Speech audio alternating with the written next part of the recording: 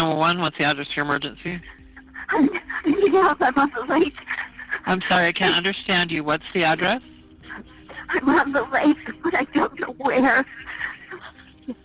My husband he had a stroke and he fell over. Are you out in a boat? Yeah. Is he awake? No, he's Okay. on the water.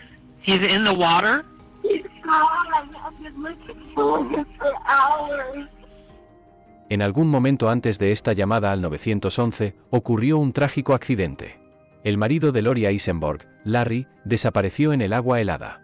Sin embargo, mientras los investigadores buscan incansablemente al desaparecido, se vieron sorprendidos por un oscuro secreto que salió a la superficie antes de esta terrible experiencia.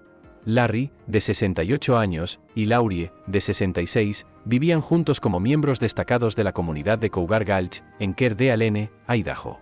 Larry y Lori tenían varios hijos de relaciones anteriores, y las personas cercanas a la pareja informaron de que nunca discutían y siempre se hacían cumplidos. Este detalle hace que lo que ocurre a continuación sea más desgarrador. En la mañana del 13 de febrero de 2018, Larry y Lori salieron a dar un paseo en barco al amanecer en el lago para irse. Pero antes de partir, Larry envió a su hija una foto del amanecer. Larry también envió un mensaje a uno de sus buenos amigos esa mañana y mencionó que no se sentía lo suficientemente bien como para pescar. Sin embargo, la pareja siguió adelante con sus planes. Unas horas más tarde, la oficina del sheriff del condado de Kootenai recibió una llamada frenética al 911 a las 10:25 de la mañana. Are you out in a boat? What? La mayoría de las escalofriantes imágenes de la cámara corporal de este caso no se habían visto nunca antes. Lori declaró que no llamó al 911 hasta 1 hora y media o 2 horas después de que Larry cayera por la borda porque dijo que no pudo encontrar un teléfono durante ese tiempo. La angustiada esposa también afirmó que Larry rompió el interruptor de encendido justo antes del incidente, lo que significó que ella tuvo que volver a poner en marcha el motor manualmente. Entonces Lori dijo que recorrió la zona en busca de Larry, pero optó por no conducir el barco de vuelta a la orilla por miedo a perder la pista de la ubicación. En lugar de eso, tocó repetidamente el claxon de la embarcación con la esperanza de encontrar ayuda. Hasta que no cogió una manta para calentarse, no encontró el teléfono móvil de Larry y llamó al 911. Sin embargo, el teléfono se cayó en el agua. Durante esta interacción, el agente observó que las emociones de Lori en relación con la ayuda de las fuerzas del orden parecían genuinas, desesperadas y agradecidas. Tras volver a dejar a Lori con los médicos, el agente apartó a otro ayudante del sheriff y le informó de que, aunque parecía tratarse de un trágico accidente, aún tenían que investigar cualquier posible delito. Finalmente, el personal médico asistió a Lori a una ambulancia en espera para una mayor observación. A continuación, los agentes remolcaron el barco de los Eisenberg a un embarcadero cercano para su evaluación. Al subir a la embarcación, los detectives observaron inmediatamente salpicaduras de sangre y varias zonas, presumiblemente de la hemorragia nasal de Lori.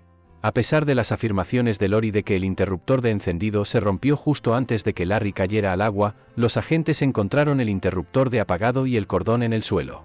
Los investigadores encontraron esto extraño porque el interruptor de corte y el cordón deben estar conectados al encendido para que el motor funcione. Además, la llave de contacto estaba claramente doblada, lo que sugiere que pudo haber habido algún tipo de forcejeo. Los agentes también encontraron otras llaves y el bolso de Lori, que contenía una botella de zumo casi vacía y desnuda. Todos los objetos fueron incautados como pruebas, y el barco fue transportado a un aparcamiento cercano para su almacenamiento. También se examinó el camión que Larry y Lori habían utilizado para remolcar el barco. Aunque no encontraron nada particularmente fuera de lo común. Un agente observó el teléfono móvil de Lori extraviado, además de un líquido desconocido derramado en el portavasos y un frasco de medicamento para la alergia con el principio activo difenidramina en la consola central. Aunque este tipo de antihistamínico de venta libre se utiliza habitualmente para tratar alergias, fiebres y resfriados, también se sabe que provoca somnolencia. Desafortunadamente, la falta de conocimiento exacto de Laurie con respecto a la última ubicación conocida de Larry dio lugar a una vasta zona de búsqueda. Por lo tanto, se decidió que el buzo de rescate debía ser despedido de la escena y un equipo de sonar debe ser utilizado en su lugar. Los helicópteros de búsqueda y rescate sobrevolaron el extenso lago con la esperanza de encontrar a Larry, pero fue en vano. Más tarde, ese mismo día, el equipo de rescate de sonar pasó 3 horas y media en el lago helado buscando a Larry hasta que estuvo demasiado oscuro para ver. Sin embargo, en este punto, el esfuerzo estaba siendo tratado como una misión de recuperación en lugar de rescate. Sobrevivir en condiciones tan duras habría sido casi imposible. Mientras tanto, un oficial se reunió con Lori en el hospital donde había sido tratada por la hemorragia nasal en un esfuerzo por establecer un área de búsqueda más definida mostrándole un mapa del lago. El ayudante del sheriff también pidió a Lori más información sobre cómo cayó Larry al agua y qué había pasado exactamente con el motor de la lancha. Así que vamos a avanzar rápido hasta el punto en que comienza a tener su problema médico. What we're trying to gather is the best location that we can, as far as where you guys were, where you think, and it's Larry, right? Okay. Cuando el detective pregunta cuánto tiempo se sintió, Lori se frota las manos en las piernas y luego junta las manos. Ambos son signos de adaptación que indican que probablemente se siente estresada por esta pregunta. Esta falta de información pareció extraña a los investigadores. Pero aún más extraño fue su comportamiento durante la búsqueda. Lori bromeaba y se reía antes de echarse a llorar sin motivo. El agente también observó que dejaba de llorar bruscamente para continuar la conversación. Pero, por supuesto, cada persona llora de forma diferente. Así que Lori no fue considerada sospechosa de la desaparición de Larry. Las emociones son muy complejas. Después de que alguien pierde a un ser querido, puede sentirse culpable por sonreír o reír porque cree que, debido a su pérdida, no debería ser feliz. El duelo suele ir y venir, y puede haber momentos felices seguidos de otros muy tristes. Sin embargo, más tarde ese mismo día, la oficina del sheriff del condado de Kootenay recibió 2 llamadas distintas sobre actividades sospechosas en la residencia de Larry y Lori, una cabaña apartada, a 20 minutos al suroeste de la ciudad, que antes habían llamado Nuestro Paraíso. Las personas que llamaron, ambos vecinos de los Eisenberg, dijeron que Lori estaba actuando fuera de lo normal y parecía tener a miembros de la familia ayudando a sacar todas sus pertenencias de la casa, que Lori les dijo que planeaba vender inmediatamente. Además, los vecinos informaron de ruidos extraños procedentes de la casa por la noche que nunca habían oído antes de la desaparición de Larry. Nunca se supo nada de esos supuestos ruidos extraños. Sin duda, el informe despertó el interés de los investigadores. Entonces, el 21 de febrero, se hizo una revelación impactante que envió el caso en una dirección completamente nueva. La North Idaho Housing Coalition, donde Lori había trabajado con orgullo durante años, anunció que dejaría de ser empleada debido a posibles actividades fraudulentas. Resulta que el contable de la coalición detectó algunas irregularidades y ordenó una auditoría interna, citando que el valor inicial del robo rondaba los $500,000. Esta noticia supuso una gran conmoción para quienes conocían a Lori, ya que no tenía antecedentes penales y, según las fuerzas del orden, parecía la persona más normal que uno pudiera encontrarse. Intuyendo que algo no iba bien, los hijos de Larry pidieron hablar con los investigadores sobre sus preocupaciones. So I don't know why they'd rearrange it to take the boat out in the winter. It's icier than I mean, I'm just trying to park the camper today. That's why I'm soaking wet. It's just a mess and a disaster. Lori's always cold. I don't understand why they'd be out on the lake in the first place. I mean, this isn't when they'd be fishing or doing that. Luego Larry San describió el extraño comportamiento de Lori en los últimos días desde la desaparición de su padre.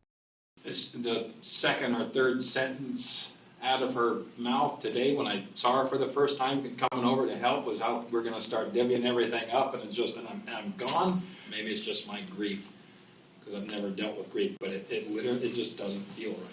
Es posible que el hijo de Larry haya captado algunas señales sutiles del lenguaje corporal de Lori que están haciendo sonar las alarmas en su propia cabeza. Es probable que haya pasado bastante tiempo con Lori antes de este incidente, por lo que tiene una buena idea de cuál es su comportamiento típico o de referencia. Es posible que reconozca que ella está actuando de manera diferente a su línea de base, y puede sospechar que su comportamiento alterado no es solo el resultado de la pena. Well, and I can tell you what she told me to kind of make some of it make sense. And you tell me if it's far off, if you've heard something different. Essentially, she told me that they got out to the lake, they wanted to see the sunrise. He took a picture of the sunrise and sent it to his daughter. And was that you? And you received that? Yeah, we got everything. And she said about 6:41 in the morning. El oficial trató de explicar a Lori la historia, pero los hijos de Larry todavía no se lo creían. They often would go boating, just to go out, but I don't know why they were out there being so cold. Apparently they were sick. We didn't know they were sick. It's just something isn't sitting right. A continuación, el detective explicó cómo los equipos de sonar estaban trabajando para encontrar a Larry en cuanto a la búsqueda. As far as the search goes, they'll check the high probability area. And then if that yields no results after a while, because they'll make passes this way, then they make passes this way, then they do diagonal passes, because if you imagine the way a sonar is, it's like shining a flashlight, and they're looking for shadows that would reflect a person. El detective reafirmó su teoría de que Lori no tenía nada que ver con la desaparición de Larry. In my personal opinion, it's not serious enough to where I would think that some sort of homicide would occur from it. And again, that is a personal opinion. That is not a professional statement of the sheriff's office.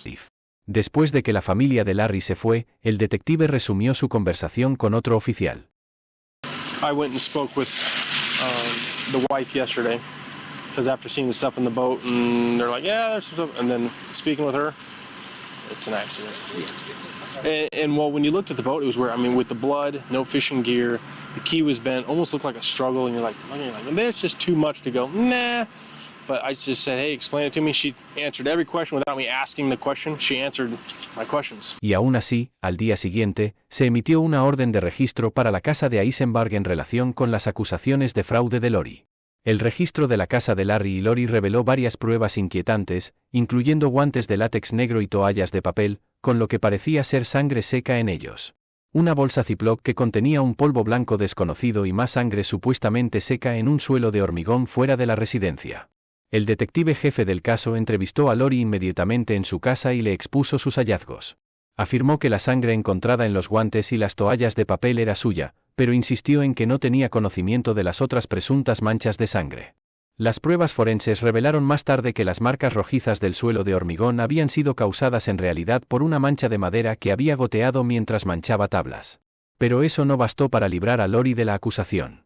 El 27 de febrero, Lori fue detenida sin incidentes por 40 cargos de falsificación y un cargo de hurto mayor.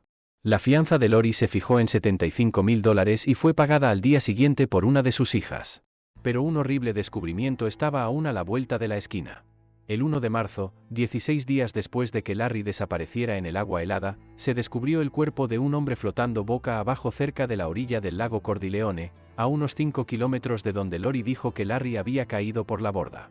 El dueño de la propiedad dijo a los agentes que el cuerpo no estaba allí la última vez que lo comprobaron, 2 días antes. Los agentes tampoco vieron signos de traumatismo sospechosos en el cuerpo, y basándose en la ropa de la víctima, se sintieron seguros de que por fin habían localizado a Larry. Las autoridades sacaron entonces el cadáver del agua para examinarlo más a fondo. Al día siguiente, la autopsia confirmó que se trataba de Larry, pero eso no fue todo lo que encontró el forense. Las pruebas toxicológicas revelaron niveles letales de difenhidramina, un antihistamínico con propiedades sedantes y del sistema de Larry. Aunque las sobredosis de este fármaco son raras. Los expertos coinciden en que este fármaco es de acción rápida y puede ser mortal cuando se ingiere demasiada cantidad en poco tiempo.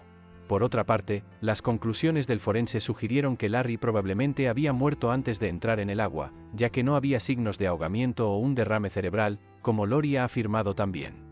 Su cuerpo parecía haber cesado su actividad metabólica antes de entrar en el agua. Las autoridades decidieron no hacer públicos inmediatamente los resultados de la autopsia, pero en una declaración anterior prestada a la policía, Lori mencionó que su marido tomaba numerosas pastillas al día y que a menudo se olvidaba de tomar la dosis correcta. Es posible que Lori estuviera siendo sincera sobre los olvidos de Larry con sus pastillas. Una teoría alternativa es que ella estaba proporcionando esta información por adelantado, por si acaso su cuerpo fue recuperado y las drogas se encontraron en su sistema.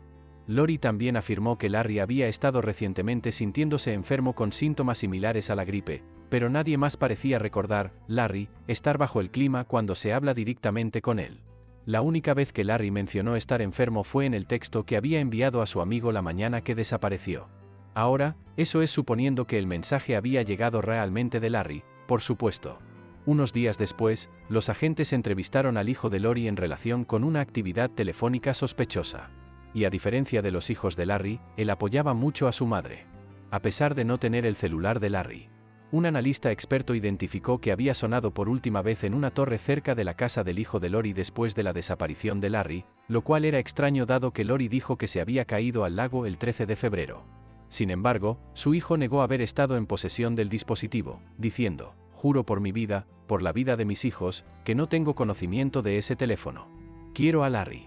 Y haré lo que sea para ayudaros. A finales de mayo, Lori no acudió a 2 citas judiciales relacionadas con el caso de fraude y se informó de que estaba fugada, por lo que se emitió una orden de arresto contra ella por valor de $500,000.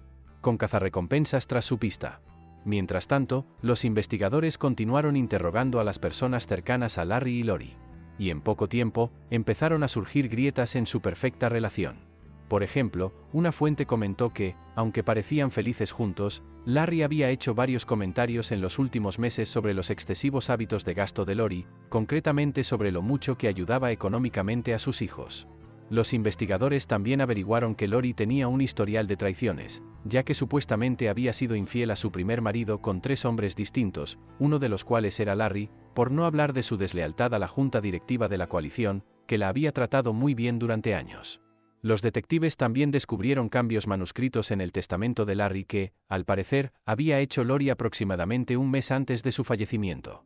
Las modificaciones dejaban el 80% del patrimonio de Larry a los hijos de Lori y solo el 20% a sus propios hijos biológicos. Dinero, drogas y amor son los 3 motivos más comunes para asesinar. Y cualquiera que tenga alguno de estos motivos en relación con la víctima será investigado de cerca. Con Lori aún prófuga. Las autoridades hicieron públicos los resultados de la autopsia y etiquetaron el caso como una investigación de homicidio en toda regla. Mientras que los profesionales médicos suelen aconsejar entre octubre de 1000 nanogramos de difenhidramina para adultos, el informe afirmaba que el cuerpo de Larry contenía la asombrosa cantidad de 7100 nanogramos de la droga en el momento de su muerte. Las autoridades incluso entrevistaron al médico de Larry para ver si habían notado algún signo de un derrame cerebral inminente u otras anomalías médicas. Aún así, informaron de que era el más sano que había estado en su vida adulta. El médico también comentó que a Larry no le habrían recetado ni sugerido difenhidramina dada su edad. Basándose en todas las pruebas reunidas, los investigadores teorizan que Lori había enviado a la hija de Larry un mensaje de texto esa mañana antes de envenenar a Larry mezclando la droga y la botella de zumo desnudo encontrada a bordo del barco. Aunque esa suposición no ha sido verificada públicamente. Después, tras sucumbir al efecto de la toxicidad de la difenhidramina, cayó por la borda justo al lado de la costa de su lugar de recuperación. También creen que Lori utilizó intencionadamente el motor de arrastre para alejar la embarcación de ese lugar antes de llamar al 911. La pregunta restante era por qué ninguno de los dos poseía seguro de vida. Así que eso se descartó como motivo. Sin embargo, los detectives averiguaron que si Larry moría, Lori se convertiría en la benefactora de su patrimonio, lo que le permitiría pagar la restitución exigida por su robo criminal. También averiguaron, hablando con amigos y familiares, que en el momento de su muerte Larry no sabía lo que Lori había estado haciendo en la North Idaho Housing Coalition y que se habría disgustado mucho al enterarse de su comportamiento delictivo.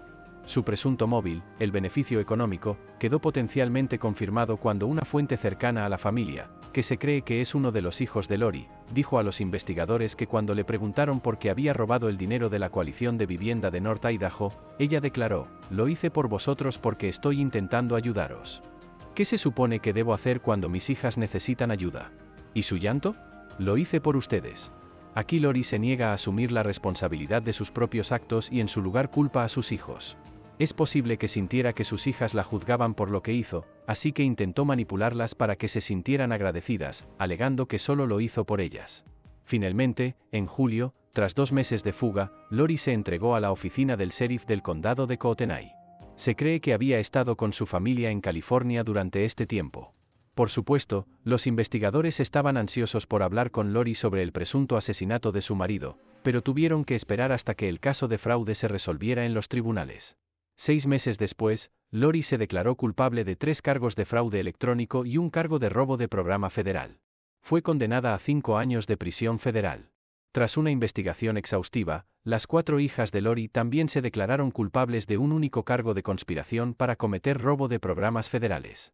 Cada una de ellas fue condenada a arresto domiciliario y libertad condicional. Deberán pagar más de $50,000 en multas. Tras su sentencia, Lori fue entrevistada sobre la sospechosa muerte de Larry, y los detectives comenzaron por darle un resumen de la historia que tenían hasta el momento. You guys headed to the lake early that morning, got on a boat, as though he had a stroke and then fell into the water. Is that fairly accurate as far as the course of events?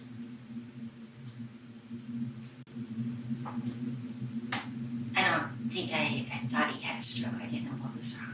Hay un retraso significativo en la respuesta de Lori a la pregunta del detective. Las pausas en el comportamiento pueden ser indicadores de engaño, pero depende del contexto de la pregunta. Algunas preguntas requieren reflexión, mientras que otras deberían dar lugar a una respuesta bastante rápida. Es probable que Lori ya haya hablado varias veces de lo que pasó ese día. Así que si su historia era cierta, esta debería haber sido una pregunta fácil de responder. Entonces los detectives fueron directo a las preguntas difíciles. Así que So the end result is, quite frankly, did you kill Larry or didn't you kill Larry? And that's what we got to dial the facts in to support one way or another. el cuerpo de Lori estaba quieto. Sin embargo, tan pronto como se menciona la posibilidad de que ella estaba involucrada en la muerte de Larry, su pie comenzó a golpear, que es probablemente un movimiento de punto de anclaje, lo que indica su ansiedad. Cuando alguien está sentado en una silla, su cuerpo está anclado al suelo en 3 zonas: nalgas, espalda y pies. Si se produce un movimiento en cualquiera de estas zonas después de hacer una pregunta, podría indicar que la persona se siente estresada. También le preguntaron directamente sobre los resultados de la autopsia de Larry. So then we come to the part where Larry is autopsied and they do toxicology on it. And there is a large quantity of diphenhydramine, aka Benadryl, aka, well, it really wouldn't be a cough medicine, it's pretty much a Benadryl situation. Any ideas?